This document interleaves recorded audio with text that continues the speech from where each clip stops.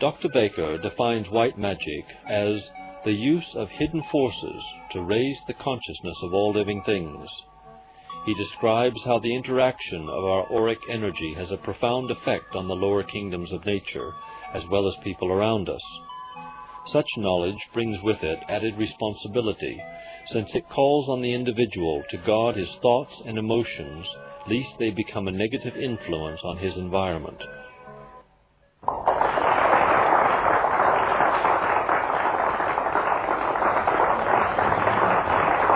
The wisdom of the ages is a very expensive subject.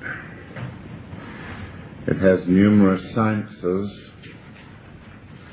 and its field of application is man. And for some reason which escapes me, people have great difficulty in applying the wisdom in their daily lives.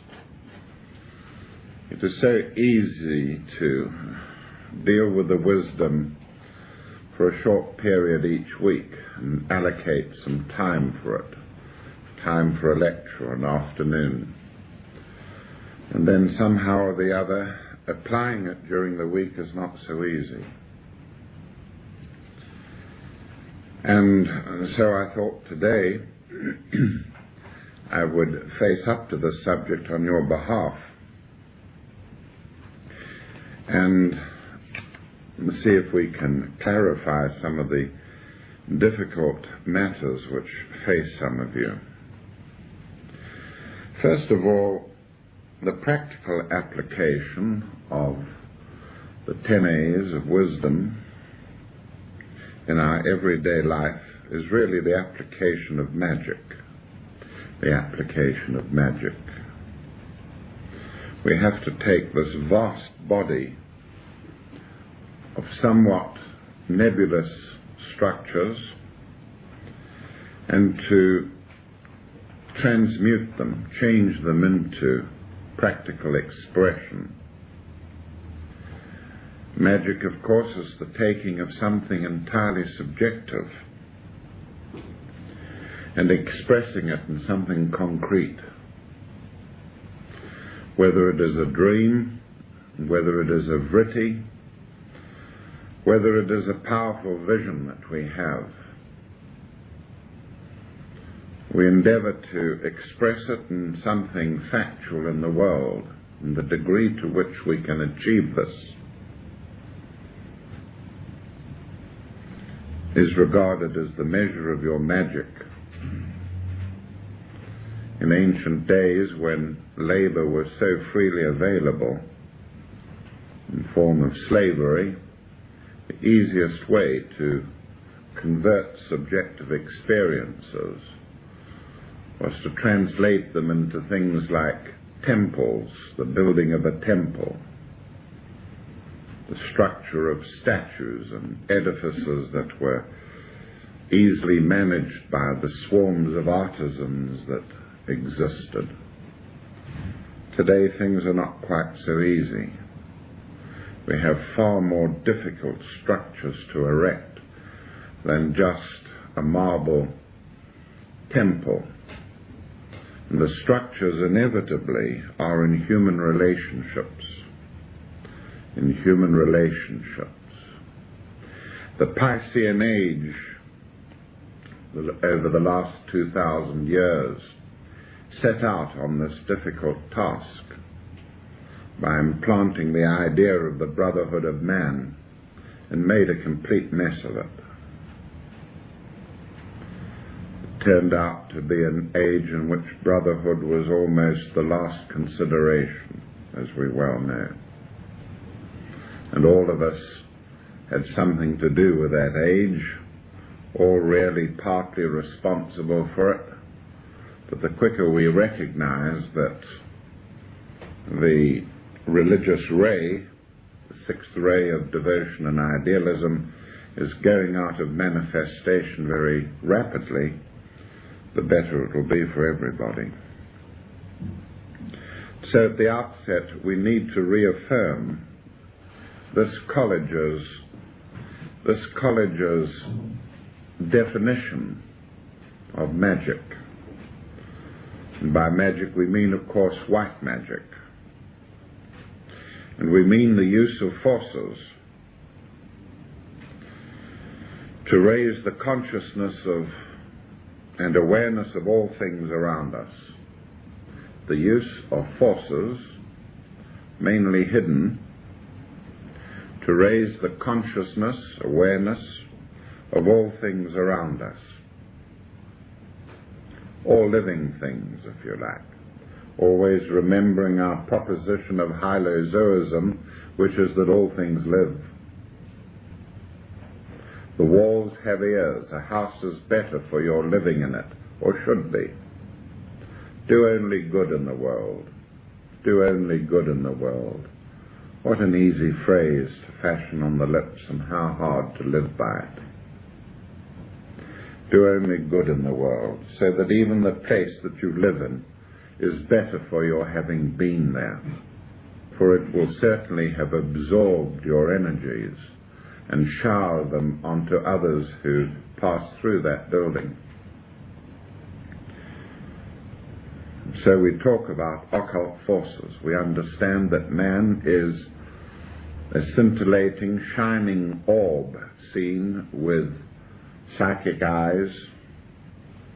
The nature of the light that he casts onto all things around him should be of the highest value. So we mean that every one of us should be practicing white magic. We should use our energies to raise the consciousness of the atoms around us, molecules, organisms, plant, animal, human, communities, kingdoms, nations, depending on our position in the way of things. We mean hidden forces. Forces that the world in general knows nothing about, refuses to understand, or even to consider. So some of us have to work on hidden forces just to create a climate in which things can precipitate. Thanks to Judy Fox here, many of us were alerted to watch a program on television this week, late night program. Nobody warned me about it, but I just happened to come in from giving a lecture on the techniques of astral projection in Hornsey. Came in and flopped in front of the television and switched it on, and a program began on the subject of out-of-body experience. Very, very well illustrated. Not particularly well interpreted, but well illustrated. A variety of examples of out-of-body experience which confirmed in every way the sort of thing that this college has been teaching since its inception, and what I have been teaching for 25 years. But now actually on television, seen by millions. I think in a test audience at Margate Town Hall, we noted about, who was there, Gerald? 22 people had actually seen the program, late as it was. Of course, there was no doubt in their minds now as to the validity of such public lectures as astral projection. And so we have to do things. We have to weave with hidden forces, create climates, media, in which hidden occult matters may precipitate. And some see that as a thankless task with few rewards, but not the occultist, who knows that structures have changed, who knows that he works within the anima mundi of the earth, a web, a network of planetary nadis, fine filaments, which take up impressions which are transmitted into them. And we walk in this network of filaments in the anima mundi, and whatever we think, we radiate into these filaments. Whatever we teach, especially, whatever we give word to, are recorded in these filaments which forever radiate them out, affecting plants, animals, humans that entwine themselves unknowingly in these filaments. We know of the great planetary structure in this respect erected by the occultist Alice Bailey, who set in motion the World Triangles movement, in which people record their names in groups of 3 with a central organization, and each one of these 3 links up with each other at a particular time during the day. They hold each other in their thoughts, they sound a particular mantram or invocation, and they create nadis. They create nadis. And when we use our higher thoughts, not our lower thoughts, when we use our higher thoughts, when we use higher manas in our meditations or in our propositionings of the higher self, or in our visualizations, as opposed to our imaginings, we sow the seeds of living things in these nadis. We furnish our planet. We furnish the inner space of our planet. For from these things create we can forms more real than living man, nestlings of immortality, as observed Percy Bysshe Shelley in his lovely poem, Song in the Mind of Prometheus, Song in the Mind of the Spirit Prometheus Unbound. Many of us are Prometheans. Prometheus was the father of humanity, and we play the role of father of humanity whenever we do something noble for humanity. We express the archetypal pattern of the father when we nurture him and secure him and direct him and foster him. Hidden forces.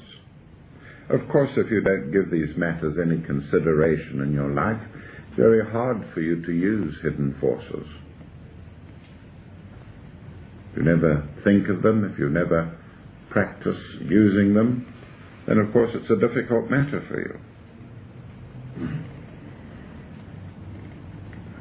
And the great Ida Sushumna and Pingala tracts in the Anima Mundi of the earth are those tracts where will is the keynote, where Atma links the tract directly with the highest forces of the Atmic world, the plane of Atma. So the exercising of the will to good is a very powerful matter indeed. We give over half of our course to the fostering of abstract thinking, and whereas the forces of Atma create the great ligaments of the Anima Mundi, it is abstract thought that clothes the ligaments with muscle and movement. Depends on how you see it. Seeing the the Great One as a living entity. And then all bathed in the blood of the Christ, or the blood of the cosmic Christ, the quality of buddhi, compassion, tenderness, empathy, putting yourself in another's place, the exercising of the heart chakra, and see how these nadis can pass straight through your heart chakra where they are buddhic, how they can pass through the 1,000-petaled lotus when they are atmic, and pass through the Ajna center, pass through the Ajna center when they are concerned with abstract thinking, so that you are a node. You yourself are a node on a nadi, like a notch on a bamboo cane, from which may sprout your own shoots in the delicate framework of the Anima Mundi. So white magic, the struggle to raise your consciousness or those about you. Note how I say the struggle, not the success with which you do it. That is unimportant. In the early days of every endeavor, struggle is important. It's the struggle. Later, as things are repeated, struggle is not necessary. Success just dawns. It's why the second part and the third part of life is so much easier than the first 30 years. And this is where Saturn helps. The great planet Saturn helps us. Life is sorrow and suffering for the first 30 years, and nothing seems to go right. It's all struggle. But then in the 30 years that follow, the second round of Saturn, it's easier. The lines of force that we have laid down are now being used regularly, and these habitual pathways carry the energy of the prana of the planet in them, and in ourselves as well. We begin to inherit once more atoms that we've used in previous lives. When we first start off, it's not easy. We haven't got many of the atoms that we've used before. But in the second 30 years, we begin to inherit once more atoms which we have used attached to earlier bodies, physical, emotional, mental, atoms of Atma, Buddhi and Manas as well. And so we continually thrill to newer forces of the hidden, and we become more effective. And that's a wonderful thing for those of you who are still in the throes of the first round of Saturn. After 29 years, Saturn goes round your chart again. Makes it easier. That's if you learn. If you're not a learner, if you have Saturn retrograde, then somewhat different forces act upon you. It's difficult for you to accept the teacher.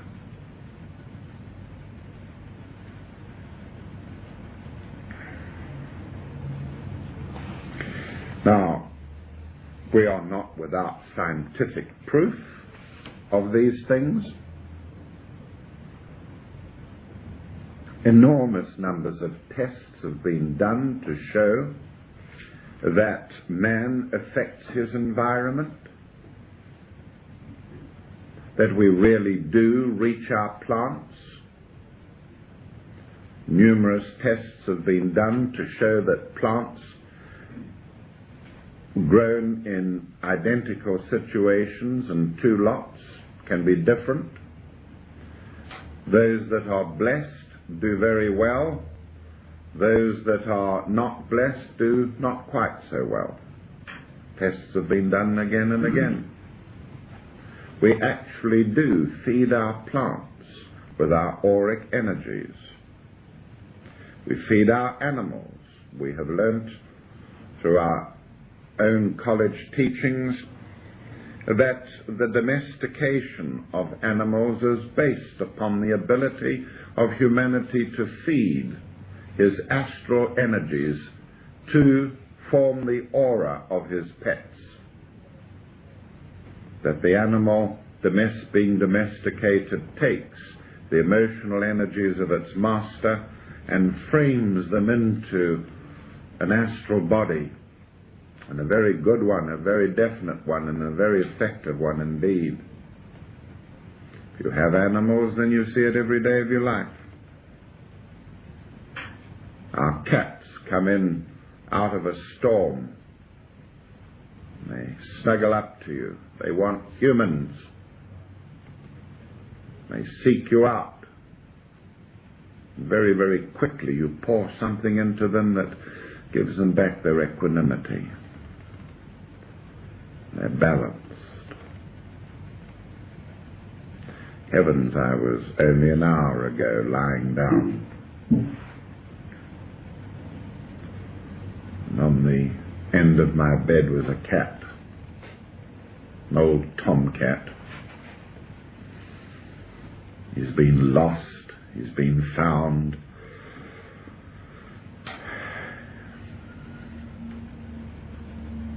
He's an old criminal. While he was lying there,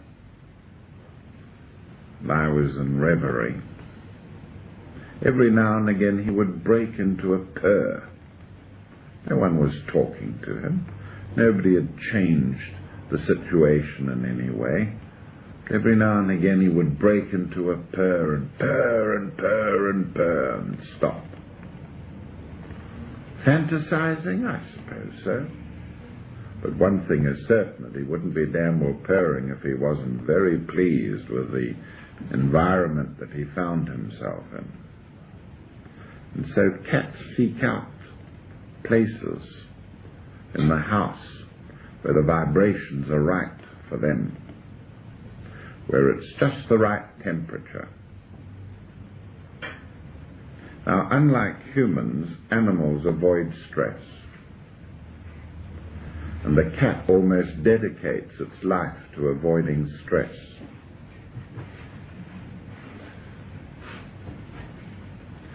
But having cats around can teach us many occult lessons. The cat is the great symbol of the Taurian quality of resenting restriction of any kind. The ancients knew it. It was a great symbol of value to them, that the cat showed, no matter how crowded it was, and how confined, and how difficult its circumstances, it could still maintain its freedom, its Vulcan qualities of being free from restriction.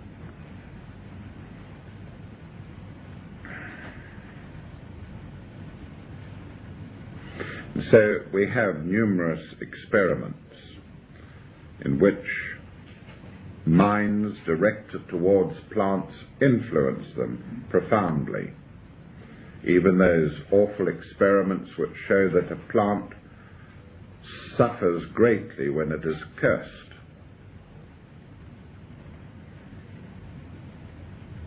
One of the greatest contributions which the Delaware laboratories made to, unbeknowingly to the esoteric teachings was its quiet confirmation of the existence of the continuum which links all the nadis of the anima mundi together.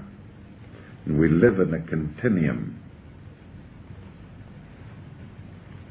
On one occasion, Cleve Baxter, who has often talked at our festivals, now has laboratories in San Diego, and who did the pioneering work with electronic equipment, showing that plants do respond to the presence of humans. On one occasion, he had gone out and got some brine shrimps and was going to have them for lunch.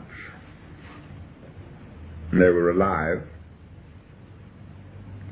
and he had separated them into 2 meals,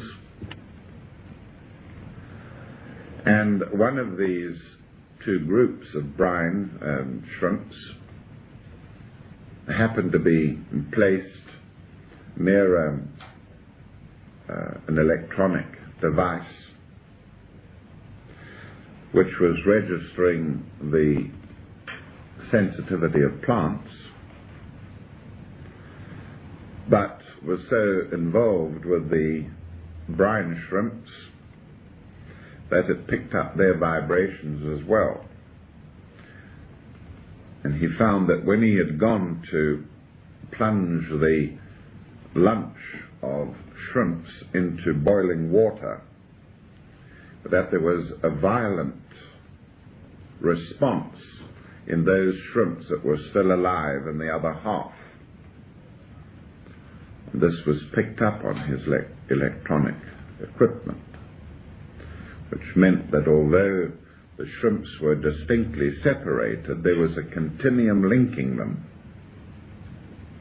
and the suffering of half of them produced response in the other half.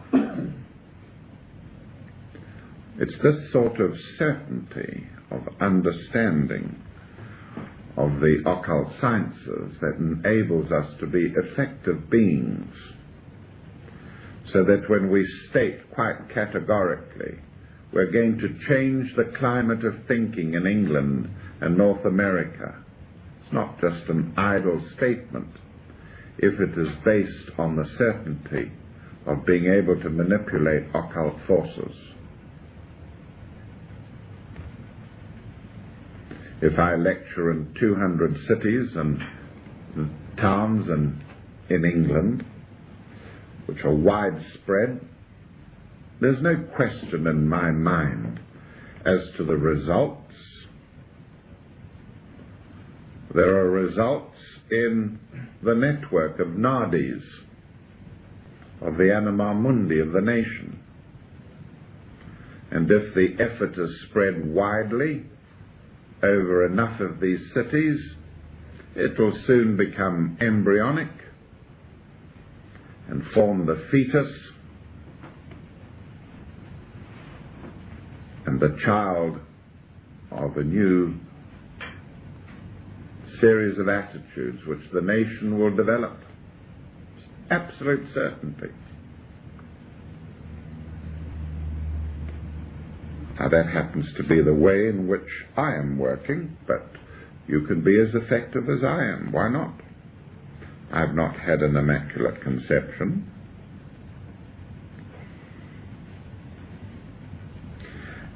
George Delaware often used to believe that seedlings which sprung from seeds dropped by a tree would in their early years be nurtured by the mother tree. Although they were biologically unsuited to grow directly under the branches of the mother tree, that this was counteracted by the forces which the mother tree irradiated its young saplings with.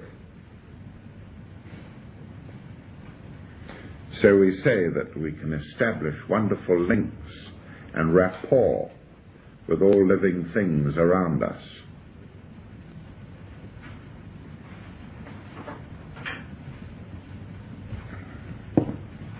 Just before I became really involved in esoteric matters, 1949, I visited Cape Town and was taken by somebody up to Cape Town University, which was on a glorious hill below Table Mountain.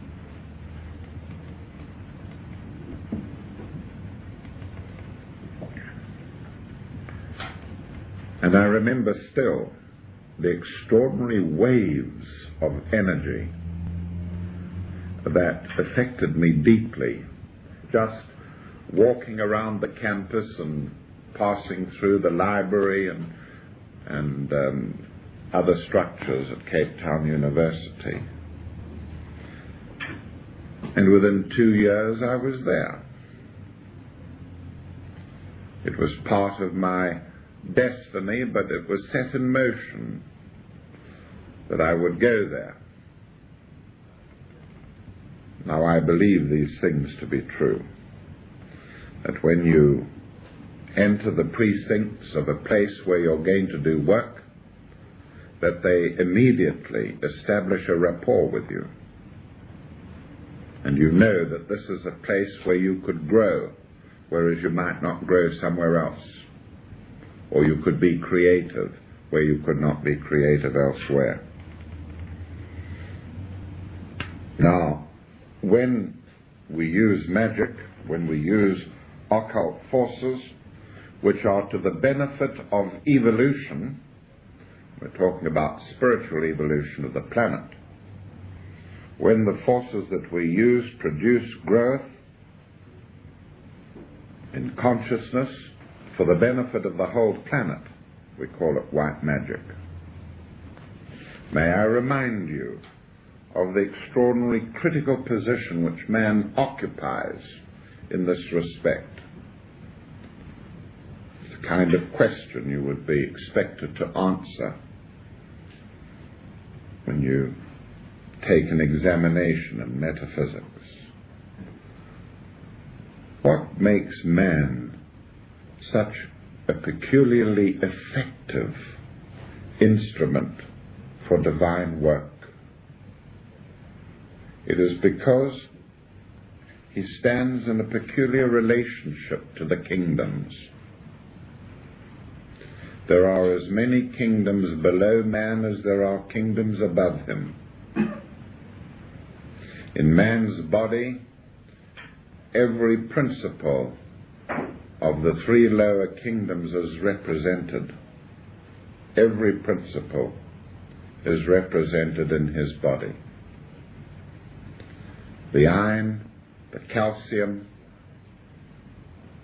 the magnesium of the mineral kingdom is welded into his bones and into the fiber of his tissues. The delicate organelles of plants, the actual materials of plants are consumed by him.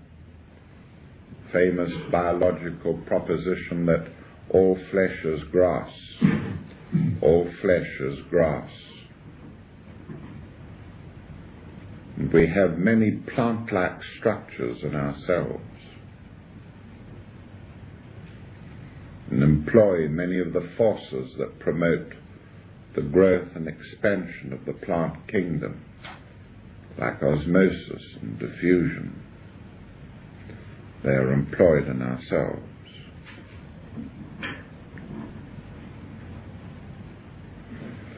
And some of our most spiritual structures can be found almost exactly replicated in the plant kingdom, like the lotus of man's soul, the lotuses of his chakras, the streams of energy, so like the currents and streams of the oceans and the rivers, and the branching of his neurons and the cortex of the brain are like trees, very convincing too in structure and shape. But we have so much of the animal in us as well, that our highest institutions of learning are still battling up the argument as to whether we were originally animal or whether we were divinely created. And it's a good, healthy argument now that the concept of Darwinism has been soundly planted in human thought. Now we can blend it once more with the concept of Genesis and divine intervention, because between the two of these is the truth. Between the two of these is the truth, the middle path. And we can wait confidently and know that for certain they will precipitate. We will know for certain that they will precipitate new attitudes with regard to evolution that will bring them closer and closer to the teachings of the ancient wisdom. That man was represented at the very founding of the planet, not just 4.5 billion years ago, when the physical part of the planet began to concrete, but with the initial establishment of the mental planet, a mental matrix to the planet, perhaps 8 billion years ago. Man was established then in mental sheaths and was already irradiating himself around,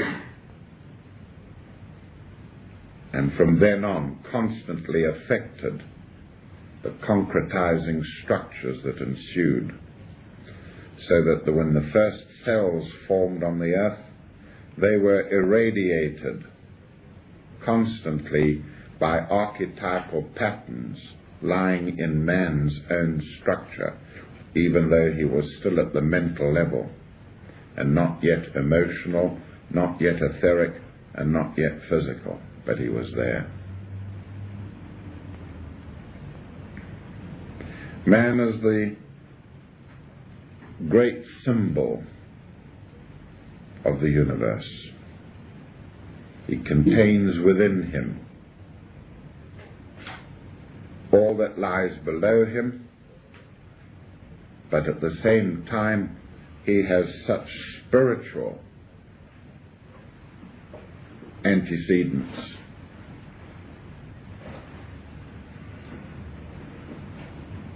If I may be forgiven for repeating the old statement once more.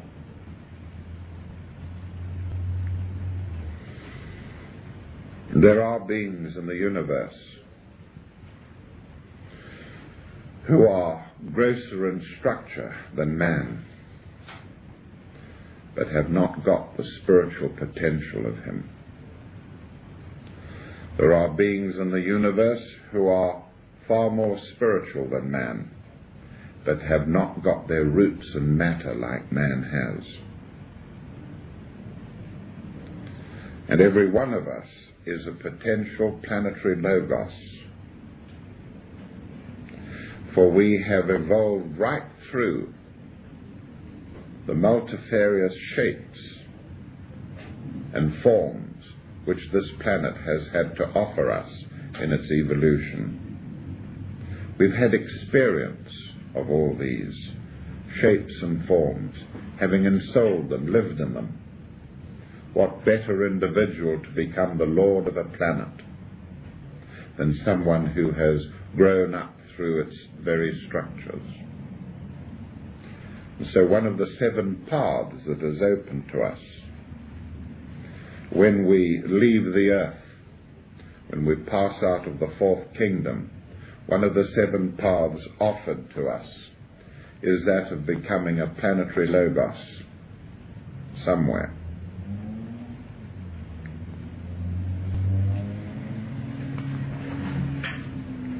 Now the elements of the kingdoms below us find their expression in our nature as what we call lunapetres. Lunapetres.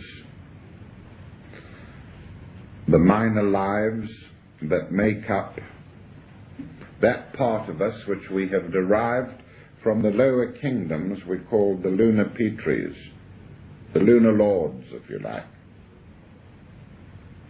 But we have wedded to them the solar petres, the solar lords. And so within us are expressed the Deva hosts who have been called the fires of mind. And when we set in motion our mind, we are exercising fire devas. They form the basis of mental activity. And included in man's superstructure, in the spiritual sense, are angelic hosts, lords of flame, sons of sacrifice, solar angels, and through them the energies of higher kingdoms play in man. Now the recognition of these higher forces and these higher advanced gods, we are able to practice white magic. And indeed we are gods in the making, potential creators. Just imagine it if you really understood the implication and the fact that at any time you can withdraw your senses from this world and you can elaborate living things, no matter how fantastic they may seem to you here, that you can elaborate sentient living things with your mind, which not only inhabit the subjective worlds interpenetrating this planet, but if they are of a high enough order, they begin to populate and feature in subtler planets than our own one, but within the Earth scheme.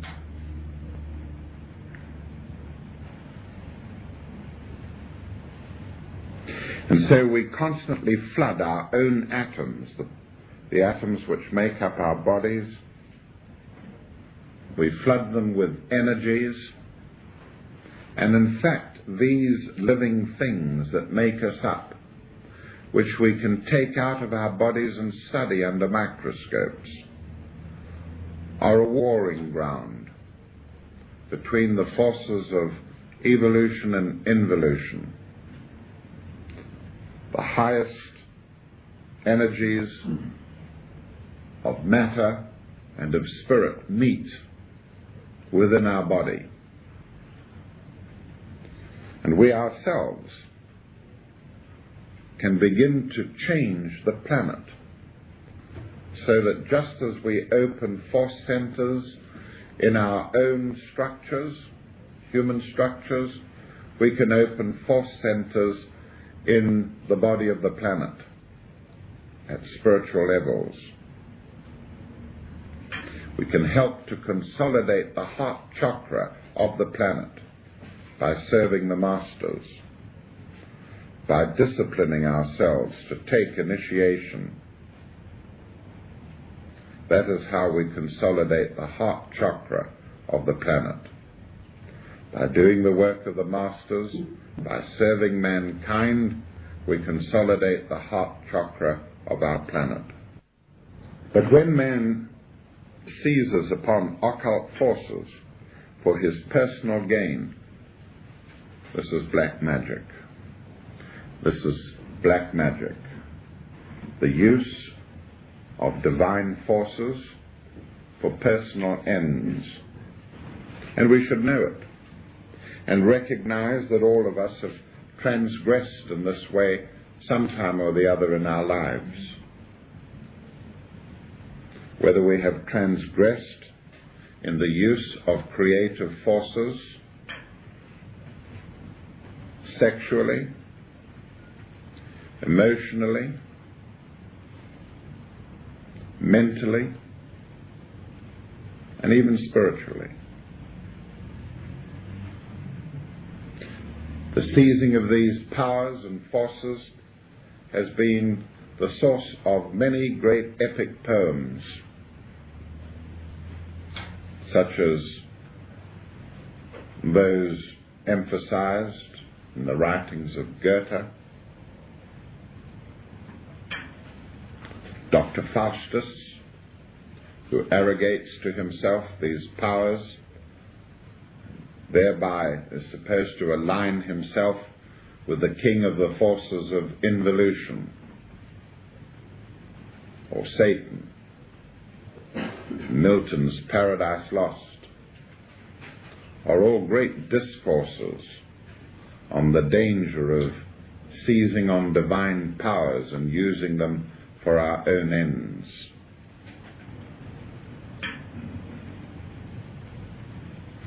Nevertheless, a word of warning here.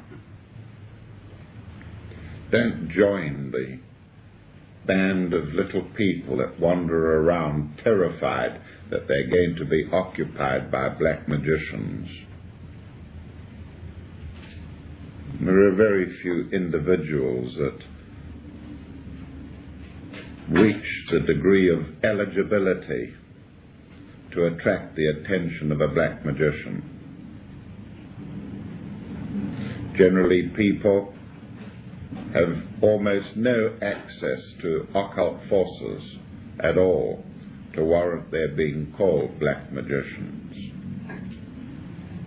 But occasionally you will find this. You will find that in all ignorance, never having even heard of what magic means, a person will grow powerful, integrating his personality in the halls of learning in the world,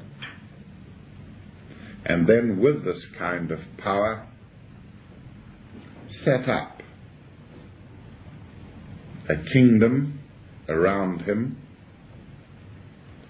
of such egotistical proportions as to constitute a cancerous threat to the kingdom that we all basically belong to, the kingdom of the one in whom we live and move and have our being. And that poses danger. We have such a system in Marxism, as particularly expressed in the Russian system of government, where the emphasis is upon rampant materialism, materialism gone rampant.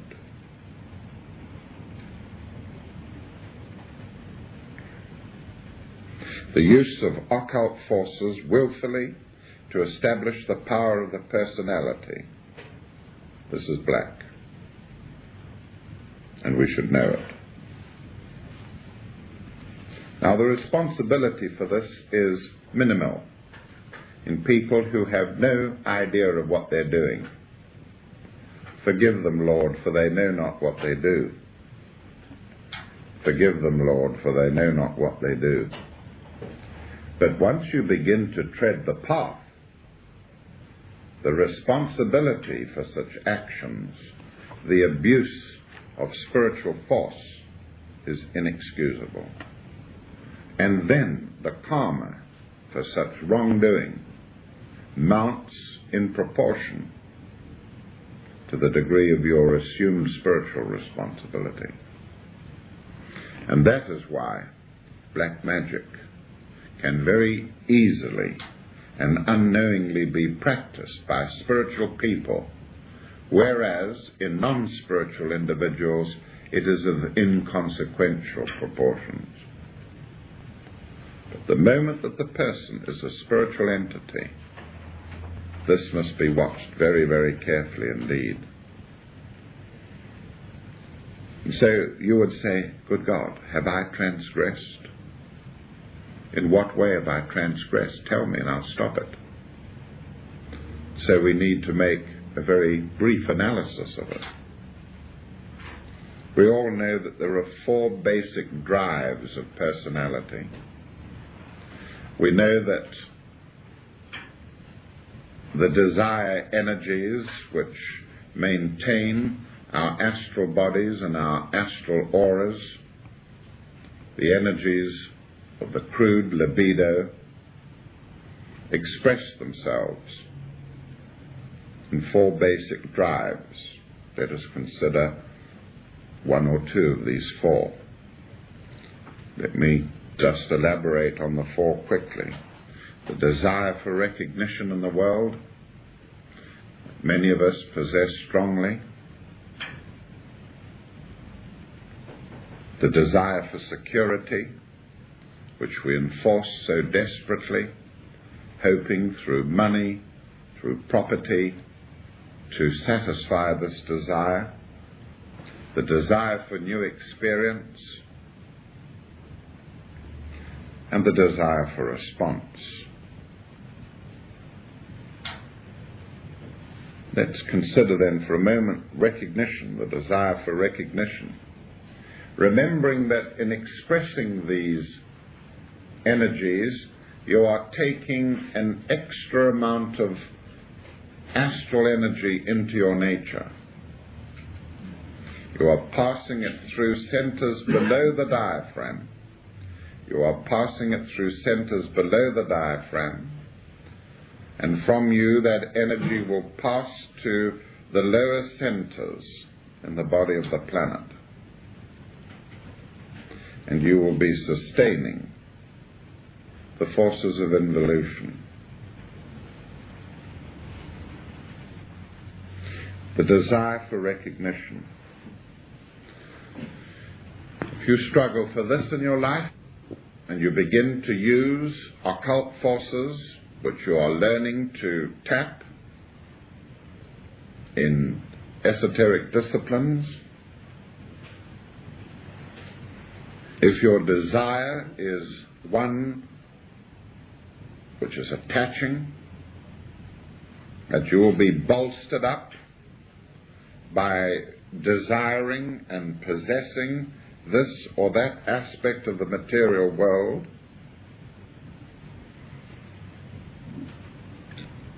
if you begin to form attachments for material things, things that are impermanent, which is the same thing, same way of saying it, whilst the soul, the opposite end of your polarity, is struggling to free itself from such associations, not the using of them, but the attachment to them, which is very different. Nobody says that you should not use the materials of the material world, but it's that you should form an attachment to them, which is contrary to what the soul is trying to do in you. It means that the South Pole and the North Pole are at war, are at loggerheads.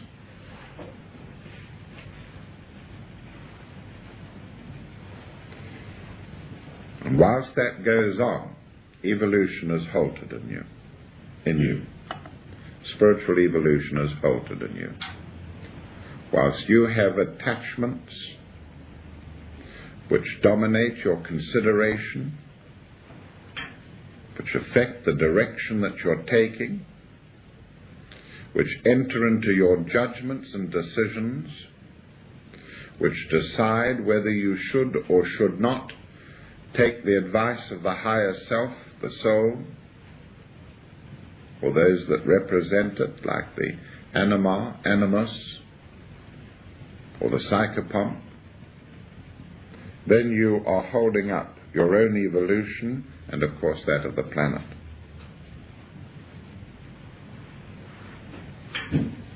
Then there is the desire for security, the desire to promote your own physical, material wealth, to promote your own status,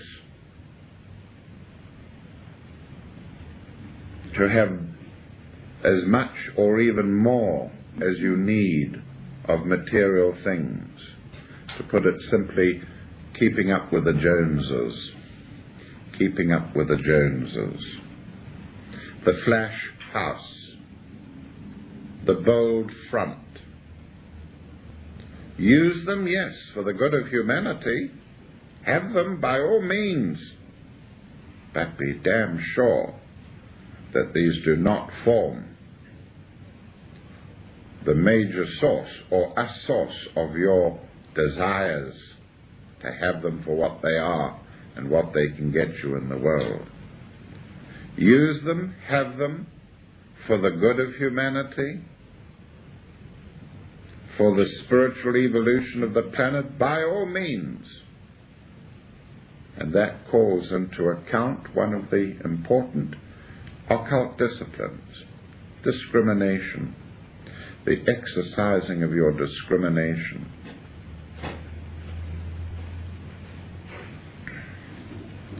These are the attaching factors that are the snares that hold us back. And these are what prevent us from going through the eye of the needle, the symbol of entry into the kingdom of heaven. Now you may say that they don't fit you, and I don't want to sound like a Sunday preacher, far from it.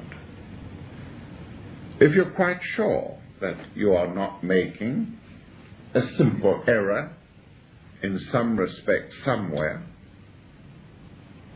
then that's all right.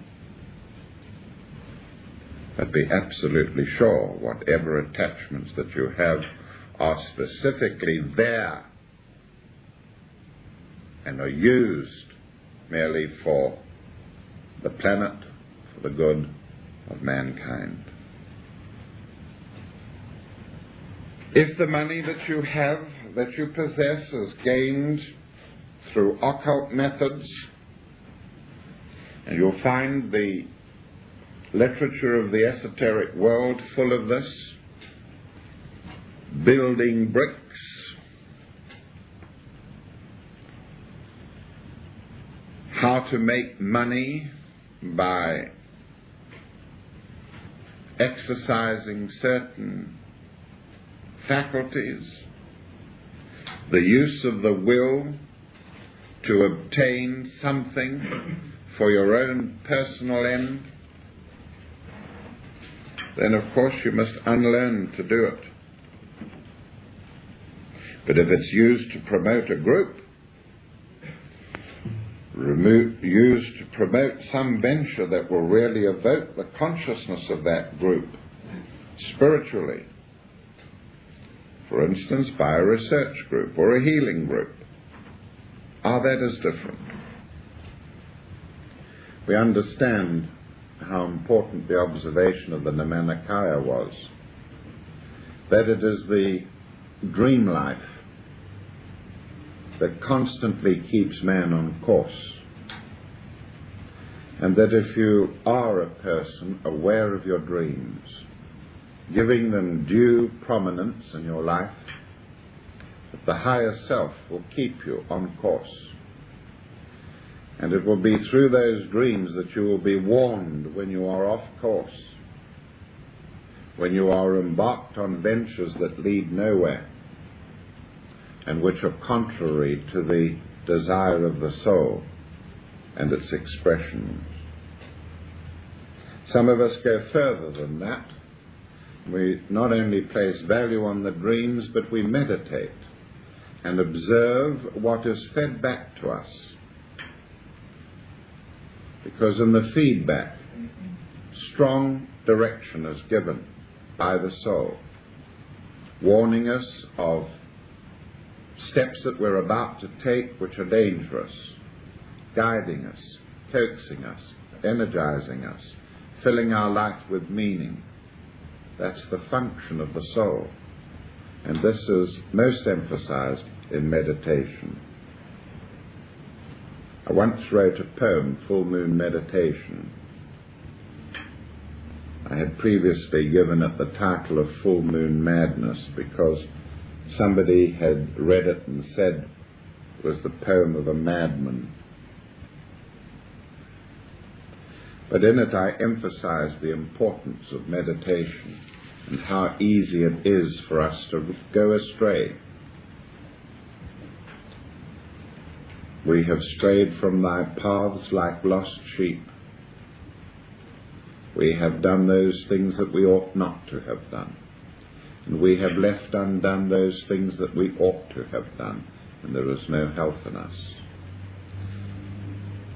Wind howls stir the mind to conjure memory of pinnacles unpeopled and cliffs unclimbed, of mundane chimney pots and shredded paper that frustrated presses spider print to wire grid. Then, menstrually cyclic, Cyclops the one-eyed steers the full-cargoed moon, scudding from clouded ports across star-mined seas, to bring Prometheus-like shackled man the wares of hidden lands unmet. To those that lust, the Midas touch. To those that hunt, the elephant's graveyard. To alchemists, the El Dorado. Perpetuity of motion to those that measure. Dimensions 4 to cubists 3. And 1 to those who count in 7. Harness the tides, collapse the spectrum, flood the deserts, fill the skies, orbit the sun, count the flies, walk in the atom, level the moon, melt the snow caps all too soon. But for me, patient camel, heaving lunar woods and earthly endometrium, the eye of a needle. An attempt to say that there are many things that can divert our attention, when in fact the true attention should be to the eye of a needle, the point of focus. Not so long ago we lost somebody from the group who was diverted by such considerations. It was anguish to me that he should be lost, and yet ray analyses, spiritual warnings, dreams, many other things, the advice of spiritual companions, had no effect. It is surprising how easily we can be diverted.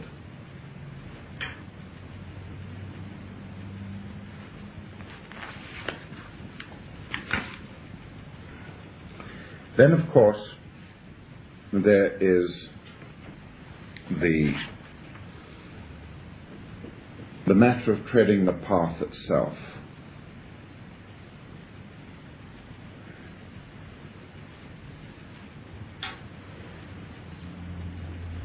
The old idea is that you should make yourself secure in the world. And when you are nice and secure in the world and you have a steady income, then you can withdraw from the world and live in a subjective way with everything provided so that you can be spiritual. Ah! It never works like that. Never. It's working from the wrong end. I will manipulate my environment so that I can get things absolutely right, so that I have all the time in the world to give to the subject of the esoteric. It never works like that. It works the opposite way. I will struggle to do good now, right from this moment, and all shall be added unto me. And that's the way. If you ever have success in the other way, I've got a space in one of my books waiting for you you would be the first example that I have of it of being successful.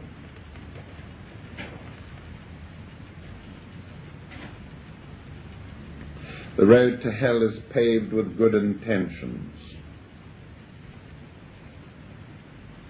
Remember the story of the man who set out for the distant mountains, mountain of initiation, if you like. And he was a practical person. He had been trained in the world, and he thought, I have my academic studies behind me. I have a little bit of money salted away. Now I'm ready to reach that far distant mountain there, where I know my guru awaits me, where I know I can take initiation and sit in the eternal splendors of the mountain top. And so he was ready, and he set off on this journey. There was the mountain in front of him, but before that there were the endless foothills to pass through. And he knew there were mountainous, or rather there were cavernous creeks there, which rivers rattled down, and it was going to be a hard journey. And so he set out. And the first impediment that he came across was a very steep bank, a high ridge, which nobody had been able to climb. They had all wandered around it. And he was a very qualified, accomplished person, and he decided, this is quite easy. I'm going to make myself a ladder and climb up it. And so he cut down 2 tall trees, put them together, made a ladder, and climbed up the ridge quite easily.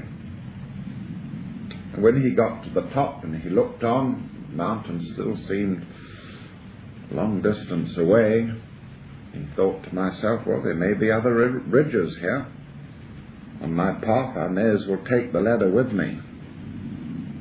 So he took the ladder along. And then he found that, in fact, he had a long, smooth descent ahead of him. And he thought, why walk it carrying this damned ladder? All I need do is to put a cart together. So he fashioned 4 wheels, built himself a cart and put the ladder on it. And away he went down this long, gentle slope, got to the end of it. There he found that there was a river to cross, and he thought, well, there will be more gentle slopes, and there will be more ridges to climb, and more rivers to cross. I may as well build a boat, and it better be a pretty big one, because I have so much to carry over it. So he spent a few months fashioning himself a boat, put the ladder on the boat, and the cart on the boat, and eventually he got across the river. On the other side of the river, he found there was a large community of people who were really all wanting to reach the mountain, but for various reasons had become delayed, and he could see that his talents were needed. He could make ladders by the score, and he could make carts by the dozen, and even boats. And so he set up a business there, quite a thriving concern, and he made these various things for people, and he's still there, doing very well indeed. But the journey to the mountain, well, he's put that off to another day. And how true that story is of the world. A story well worth thinking about. A young man who came to Jesus, and he was excited. He had heard the extraordinary discourse on the Mount. He was all fired up, and he said, he was well set up young man, just like the ones that I've been describing. He said, how can I join? How can I come along with you along this path that you're taking? Jesus said to him, sell all your goods immediately and give the money to the poor and come along with me.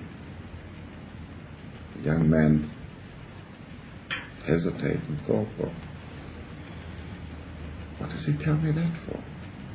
Yeah, I'm ready to go along. And he said, sell all my goods and give it to the poor. Well, the two stories are connected. The two stories are connected. And perhaps you should see the implication of them.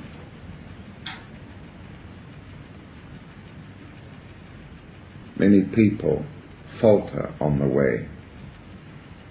But I always say, thank God our time is now. They take the path, and then they're surprised when what they have been taught at their college of esoteric sciences, they're surprised when some of the things they're taught begin to come true. They begin to say, it's damn well working. Now that I've decided to tread the path in reality, what he said is true. Everything that is good in me, and everything that is difficult in me, and everything that is good in my environment, and everything that is bad in my environment's all coming to the surface. And I'm at bay. And they grieve instead of rejoicing at the signpost on the way. Don't ask for signposts on the way if you don't want to read them. There are many signposts on the way. And we give them again and again and again. But still they upset people. They ask for the signpost, and when the signpost comes and gives the pointer to the next direction, they don't like it. It's too much for them.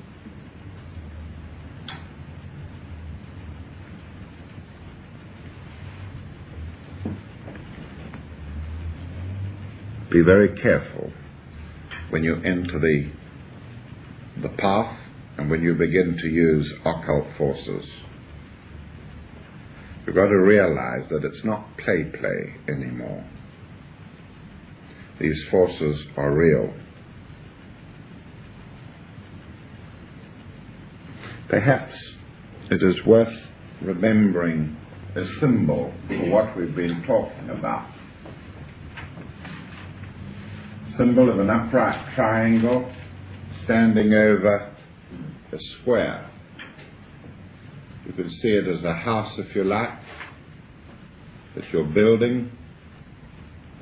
But this represents Atma, Buddhi, and Manas. The lower structure of the square represents the four drives. Be absolutely sure that through the four drives it is possible for you to put the roof on your spiritual house. You might find that all your energies are taken up in building a house which cannot be roofed in, or building a pyramid that cannot have its capstone put on it, cannot support the capstone. Give me a famous example in London of such a building. The Albert Hall. The Albert Hall.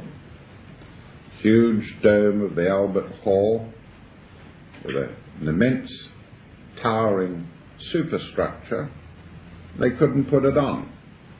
hadn't got a crane big enough to put it on the top of the Albert Hall, the dome. So it's opposite, isn't it? Who knows about that? Anybody?